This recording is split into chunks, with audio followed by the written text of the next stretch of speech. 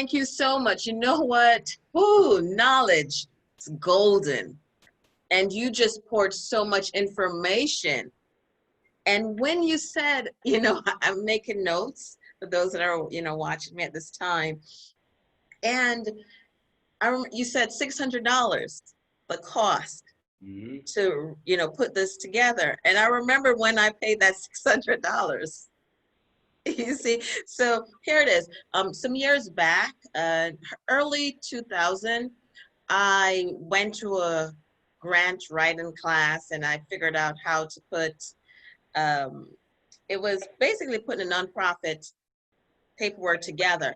But luckily for me at that time, now I'm sharing this information just for people to see the mistake, because I learned from my mistake, but I share my mistakes that others can develop and improve from it, right? So I got a call one day from IRS, from the nonprofit. I submitted my paperwork and she just wanted to spend a little time with me because I made some mistakes, but she'll fix it for me, but just to tell her. And it didn't cost me anything.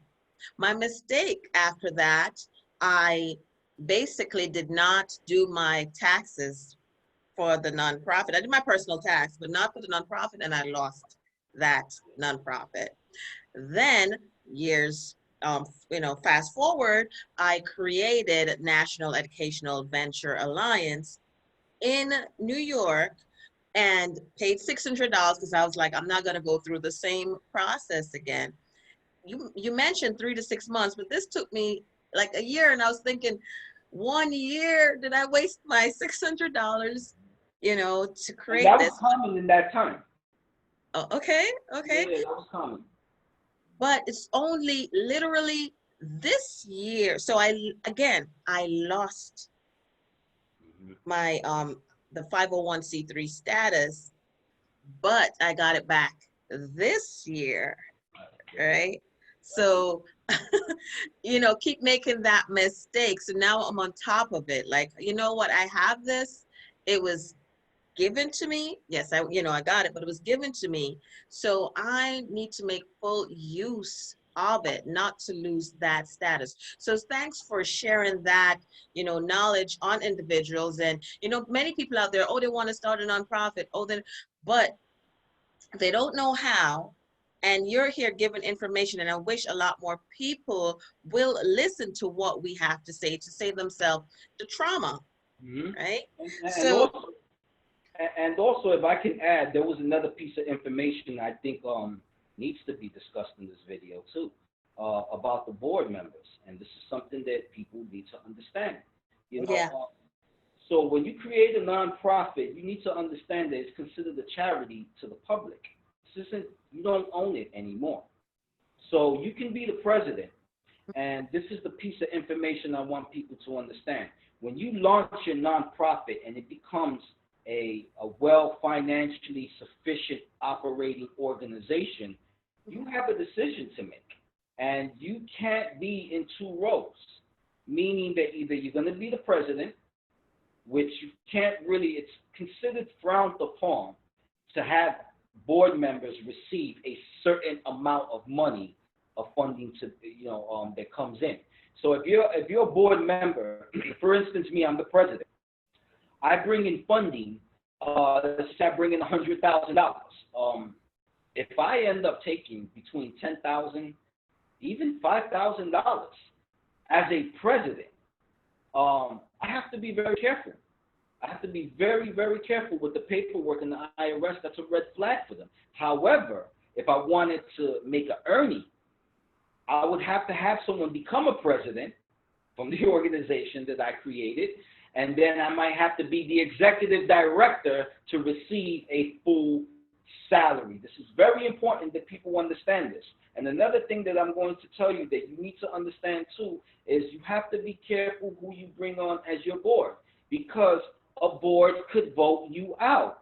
I'm sure you know this, Dr. Alexander.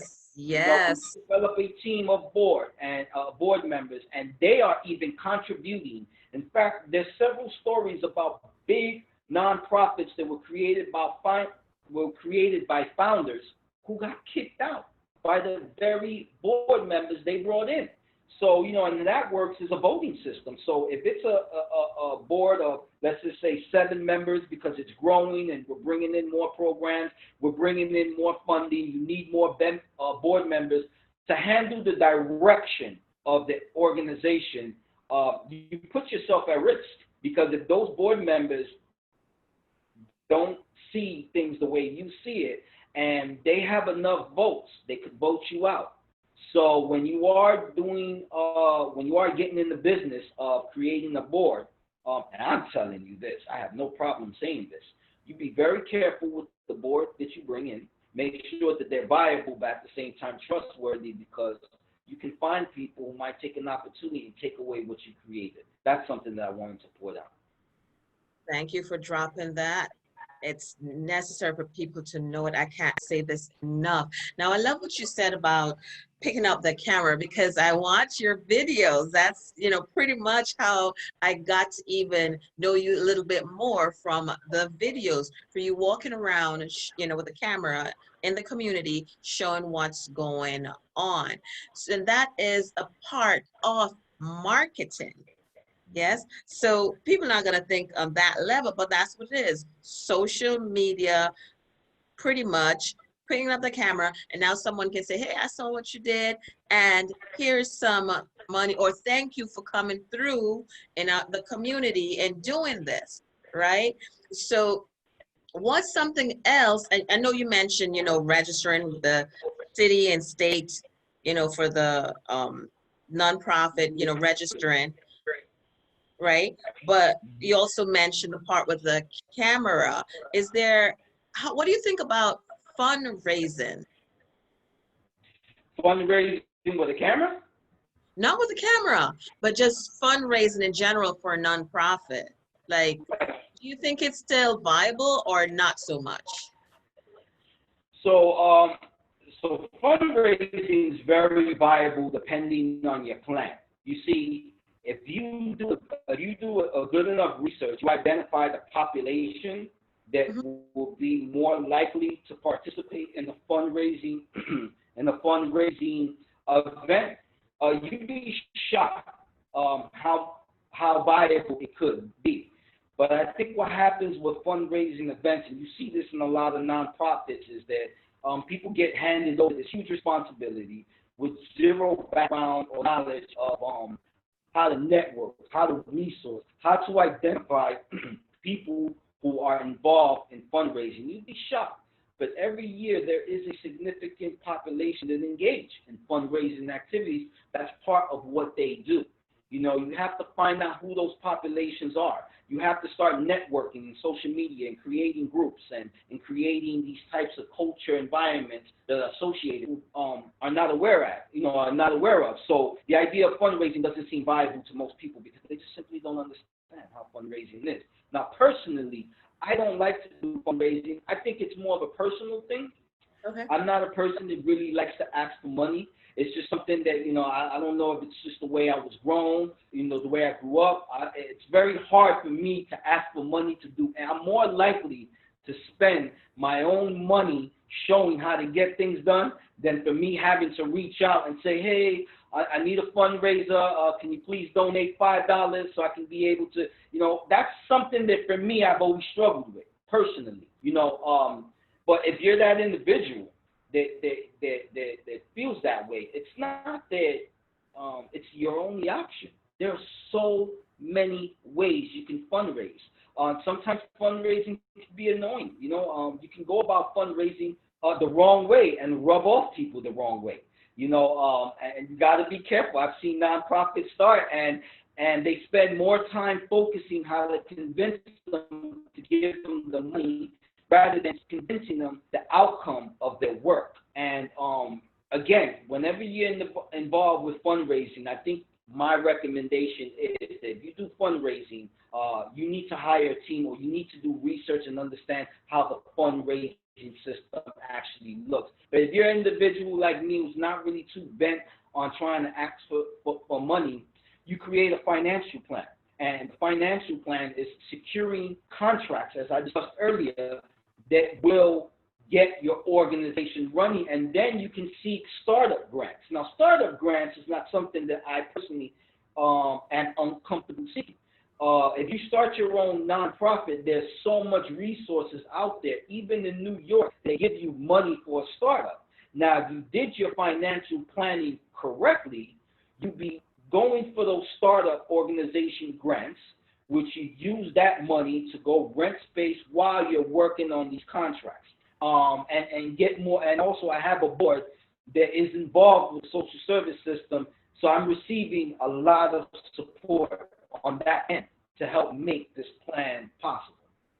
Thank you so much. Now I'm gonna ask you one question, but I'm gonna make it two in two. All right. So the first question, it's just one, but part of it. Why did you start your nonprofit? And the last part, how can they reach you?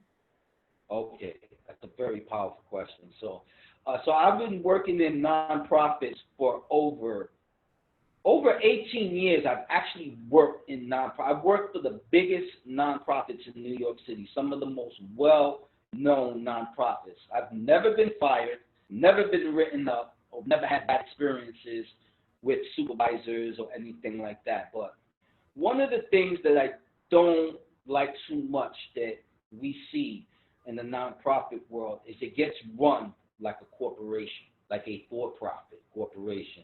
And what I have found is many people who are running these nonprofits, they have business backgrounds. And sometimes it seems viable to put business backgrounds into these nonprofit organizations because maybe the idea is that they can better manage money, better gain money, better grow the company. I disagree with that, and I see how that system affects the worker like me, and I see how it affects the client that needs the services. And how would that look like, for example? So in the business aspect, what you'll see is if you're a social worker or a caseworker, and people who are in this field know what I'm talking about very well, is they'll have these high bogus caseloads. And these caseloads are so high. And when you really look into it, why are you giving these workers so much caseloads? You'll find out that a lot of it's almost for profit. Now, they don't profit from them, but it generates a lot of money for the income. And often you'll find people in powerful positions conducting nonprofit work like a profit work. And that has huge ramifications in the workforce. This creates burnouts, which leads to high turnovers, which leads to sometimes questioning whether you want to be in the field. And so I always love the work that I've always done. I've never questioned me working with the populations that I work with, but I've always found myself questioning, do I want to grow in this type of organization? So I knew very well that I wanted to be able to start my own. Now, you know, there's a saying, instead of just complaining about it, go out and fix the problem yourself. And I think with me, I'm not a person that's going to sit there and complain about it. I think that I'm going to develop the system that I think needs to look, you know, how it should look like. And that is why I started the nonprofit, because I have a belief system of how services need to be delivered. I have a belief system on how employees should be able to work in an organization and how benefits should look and how a nonprofit should look like. I base that on 18 years of experience. And I don't feel that I want to invest on one organization when I can just be the founder and start something that is more meaningful. So that's why I started my nonprofit. So that question. And the second part. And the second part, to reach me, you can reach me at reachsocialservices.org, and you'll be able to find my contact information there. You can also find me on Facebook. The same thing, Reach Social Services, Inc., in our Facebook page, and you'll be able to find us there. And you can reach out to us, and we're providing a whole wide range of services now. And I haven't even been able to secure the contracts yet. So in many ways, I'm very excited because this is the experience that I really am looking forward to, because this is going to be the blueprint for everybody else to follow. So I'm excited for all the challenges that are coming ahead. All right. Well, thank you. Thank you so much for your time. your energy, and sharing so much information. And we're going to have to do a part 2.